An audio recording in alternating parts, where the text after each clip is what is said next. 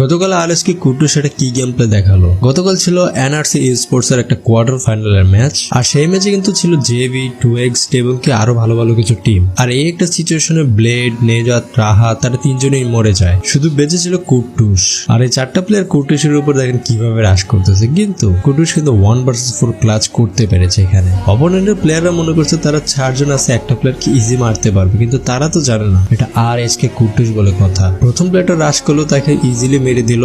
Second প্লেয়ারটা রাশ করলো, পিছন থেকে তার টিমমেটরা ব্যাকআপও দিচ্ছিল, কিন্তু কুটুস কিন্তু কোনো বাধা মানেনি, তাকেও নক করে দেয়। এরপর একটু সামনে রাশ করে প্রথম প্লেয়ারটাকে হেডশট, এরপরে স্প্রেতে পুরো স্কোয়াডকে ওয়াইপ আউট করে দিয়েছে। আরএসকে কুটুস বাংলাদেশের one of the most dangerous team থেকে বিলং করে। তার কাছে এরকম 1 vs 4 মারা কোনো বিষয় না, ওয়ান ম্যান আর্মির মতো একটা 4-4টা প্লেয়ারকে ধমিয়ে দিল সে। অপোনেন্ট প্লেয়াররা ভাবতেছে ভাই সামনে কুটুস ছিল, এটা যদি আগে জানতাম তাহলে কখনোই রাশ করতাম না।